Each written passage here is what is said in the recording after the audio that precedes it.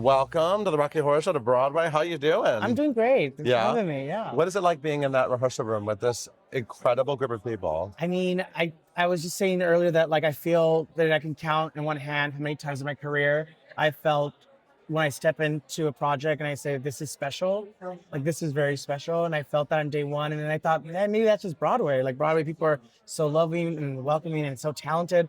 And then I've had conversations with other veteran Broadway actors like Amber and like people in the cast, and that's the energy of Broadway, but it's not always that way. It's not always feels that way, and I think we're all very lucky.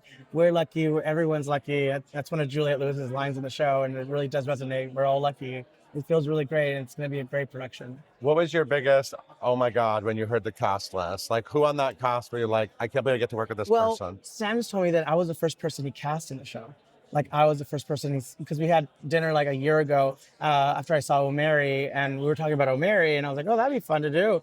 And so he texted me, he's like, hey, can I get a call for an offer? I was like, oh, I think it was O'Mary. And then he's like, oh, no, that's already on, and we can look into that. But we're bringing back Rocky Horror to Broadway. And I was like, what? It hasn't been here since like 22 years, something like that. And I mean, it originated over half a century ago, which is so cool. And I was like, if I'm going to make a Broadway debut, this is how I'm going to make a Broadway debut. Yeah. And when he offered me Eddie and Dr. Scott, I was just like through the moon. I'm still through the moon. I'm just like pinch me feel moment. You're like, I'm not only looking for a Broadway debut, I'm looking for an iconic gig. Yeah. And you got one. You got one. I did it. Which, what are the looks? Now you get to play two roles, which is it's a classic dual situation with this part. Yeah. That's exciting. Yeah, it's really exciting. I mean, Dr. Scott and Eddie are related. It's just the whole saying, don't judge a book by its cover. Like they're related, and Eddie lives his life, completely open and, does what he wants and no repercussions, and just lives life to the fullest. And that's something to admire, I think. Sometimes people are finding themselves and finding their own confidence in their body and who they are. Eddie feels like he's super sexy and like just in his own skin, and Dr. Scott is more academia and like he's more the man of science. But in the end of Act 2, you find out that they weren't that different.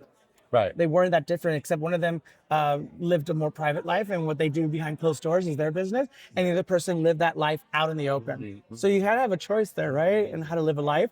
But at the end of the day, they're very similar. And just judge a book by its cover. Yeah. What I'm excited about with this show coming back, because I feel like a lot of people think they know Rocky Horror, maybe they really don't, right? I feel like there's a lot of discovery that can happen here, especially for a whole new generation of theater audiences. Is that? I think so. I feel like you guys are really going to be able to introduce it to a lot of people. I think that's all Sam, our director, and like he's doing a fantastic job. Where like even myself, I was familiar with the project before, but because you're so used to the traditional, when you watch it live or you watch the movie and you do callbacks and stuff, you miss a lot of the dialogue. They kind of make everything completely linear to connect each other.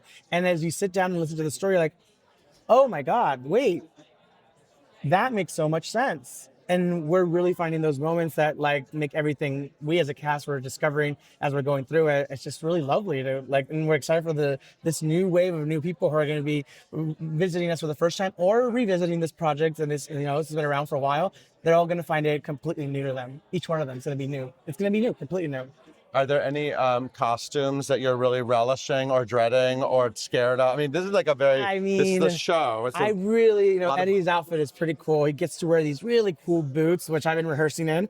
And I got to tell you, my thighs are going to work out. I went home that first night and like a bath of bath salts, just like soaked in. I was like, oh yeah, that's stuff. Because it's a workout. It's like you're like they're 10-pound like weights on your feet kind of thing, and you're like dancing and rocking and rolling and stuff. And also, Dr. Scott does have a nice reveal, to say the least. And that's been fittings have been really interesting because you have to try different things on. And you're like, oh no, how does that look? And then you're looking at your legs and it's like, is this okay in the back? And they're like, needs more of this, and it's like, is it good? And it's like, so very new experience for me, but in that sense, I go to costume fairs all the time, but it's gonna be fun. The costumes are wonderful. The set is fantastic. The music is impeccable, and this cast is amazing.